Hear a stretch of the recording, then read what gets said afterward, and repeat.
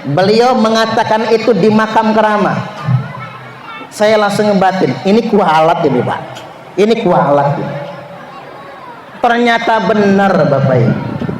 Masa di makam waliullah dia teriak-teriak Pak, dia orasi. Bahkan mohon maaf ini ada Pak polisi juga, sampai Pak Kapolres diajaknya suruh nangkap kita yang meluruskan ini semua.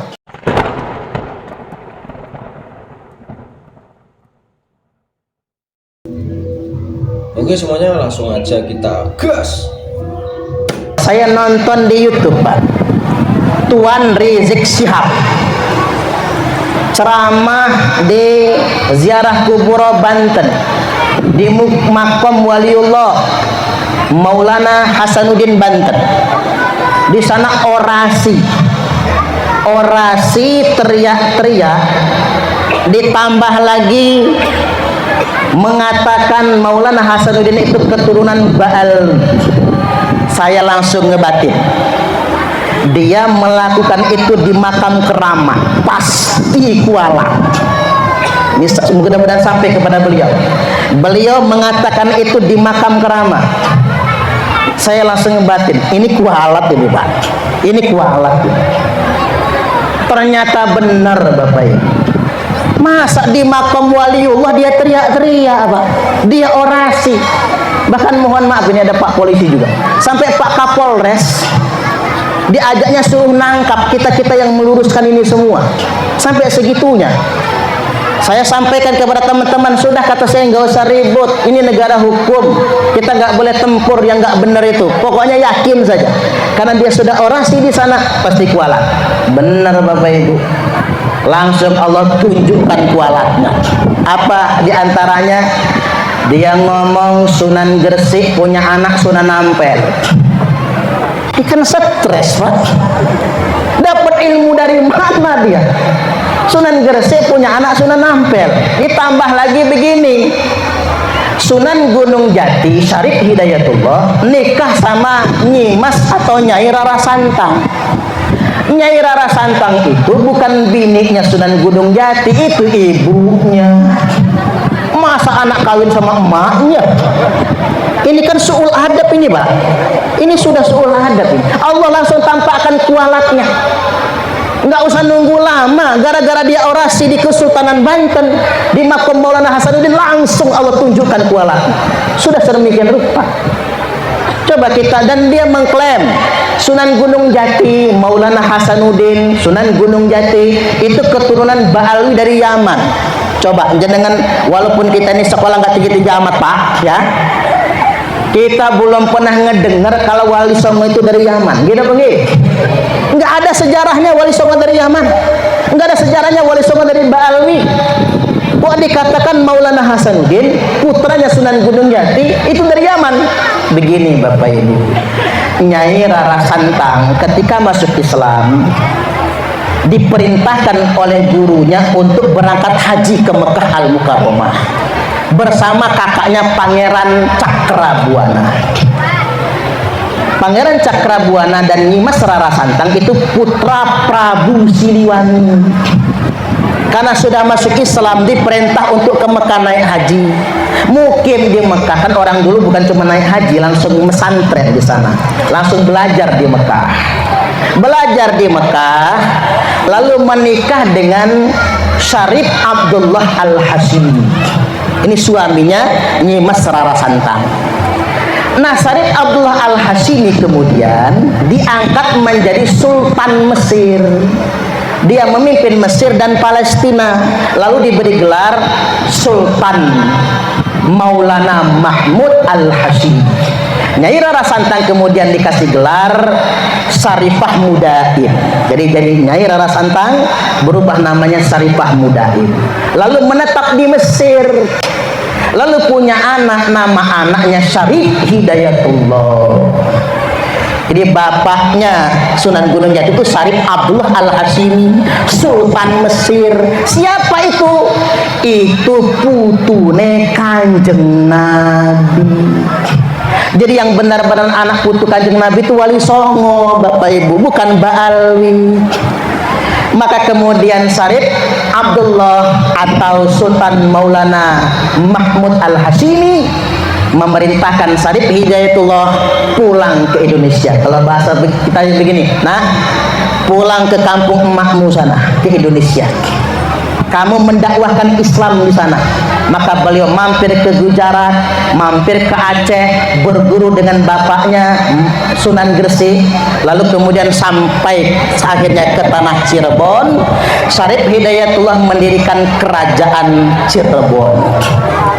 Kemudian Bapak Ibu, singkat cerita, beliau punya anak laki-laki tertua beliau namanya Maulana Hasanuddin, yang terkenal dengan istilah Pangeran Sabo King istilahnya itu ya Pak.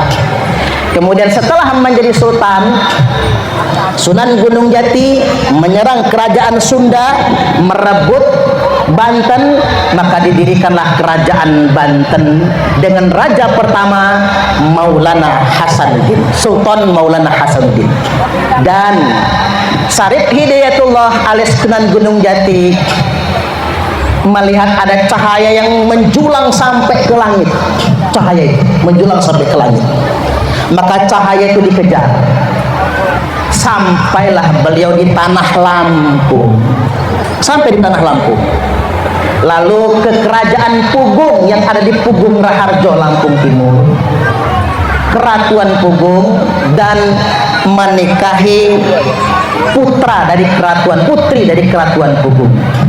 Anak tertua perempuan keratuan Pugung nggak mau menikah dengan Sunan Gunung Jati karena anak perempuan tertua harus nikah sesama orang keratuan Pugung. Akhirnya menikahi adiknya. Nama adiknya siapa? Putri Sinar Kaca. Dengan pernikahan terhadap Putri Sinar Kaca, hamil dan melahirkan anak namanya Minah Gejalabidin. Jadi putra pertama Sunan Gunung Jati dengan keratuan Lampung, Pak, itu Minah Gejalabidin. Begitu beliau pulang ke Cirebon, cahaya tadi nggak hilang. Balik lagi setahun kemudian ke Lampung, Pak.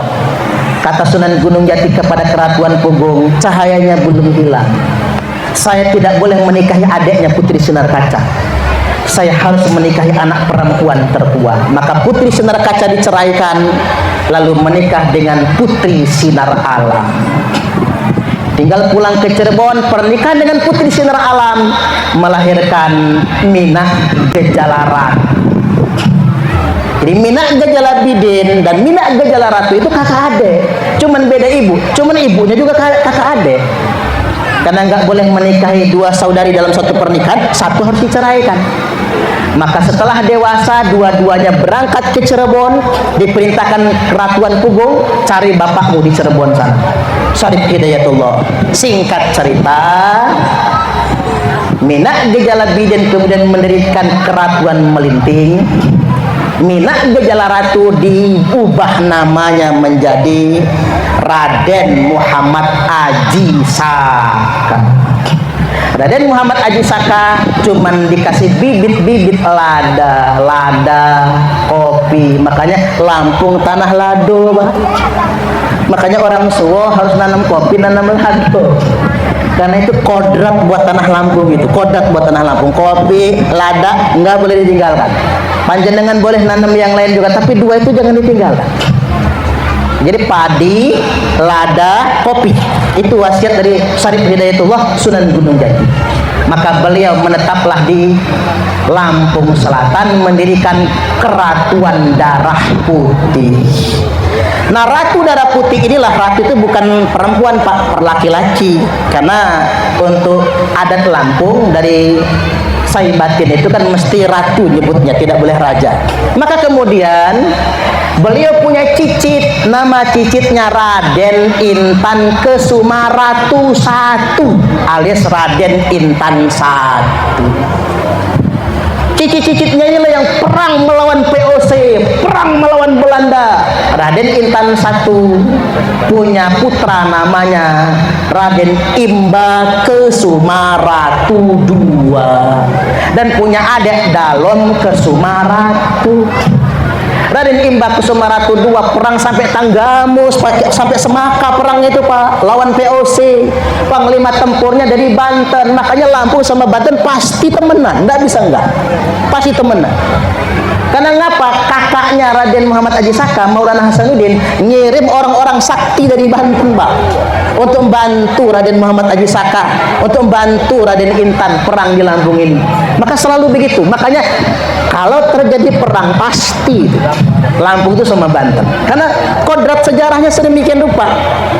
Maka Raden Imba Kusuma Ratu II ditangkap VOC, dipenjara di Batavia, diasingkan di Timor Belanda, lalu kemudian dibunuh sampai sedemikian rupa. Yang selamat cuman istrinya karena hamil. Siapa yang dikandung?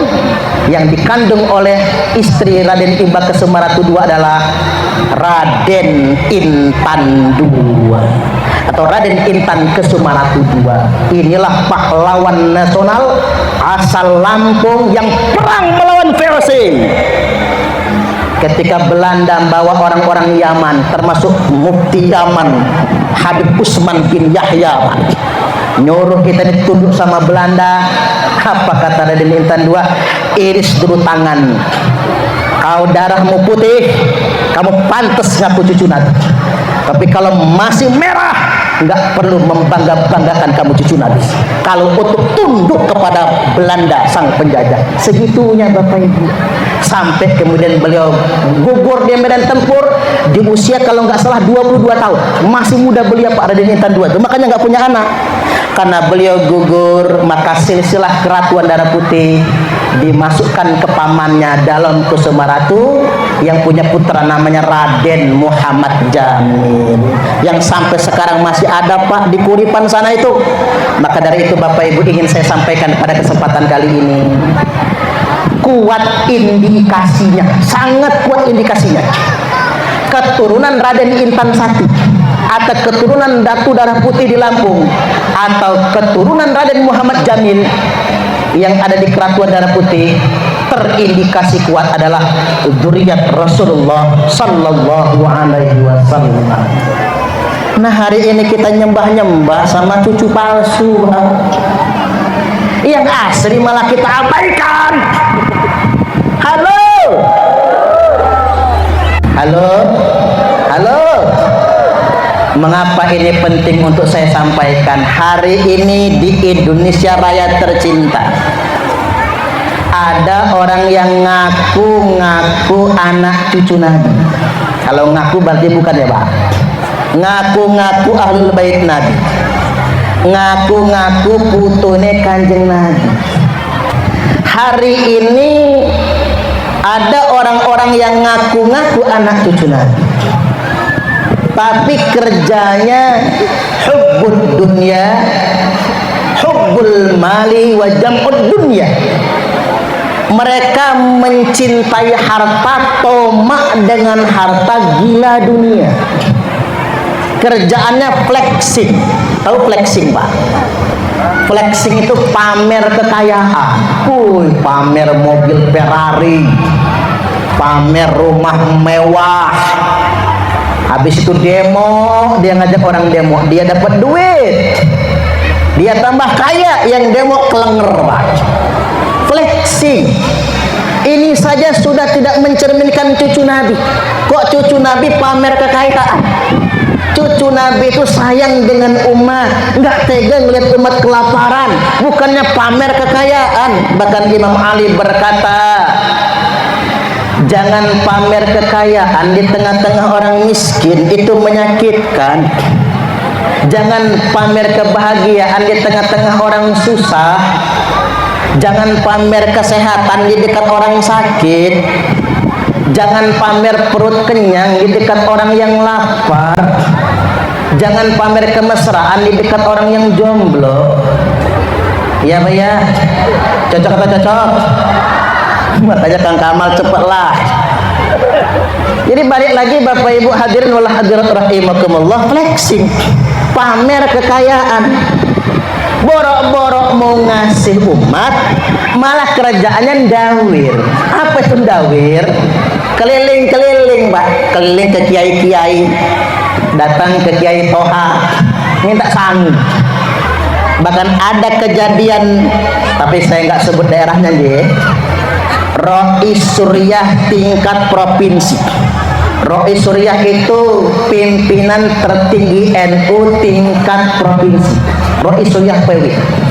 Didatangi oknum Habib ndawir minta sangu. Begitu dikasih amplopnya diginiin. Berapa ini? Kalau kata orang Lampung mapas pak. Kiai yang tangannya walik kita cium, kita jalan saja nggak berani di depannya bapak ibu, jalan saja nggak berani pakai kaki kecuali pakai lutut kita sama si oknum. Berapa ini? Oke semuanya, mungkin video kali ini cukup di sini dulu saja. Jangan lupa di like, comment, dan subscribe. Dan sampai jumpa di video TV Jawa selanjutnya.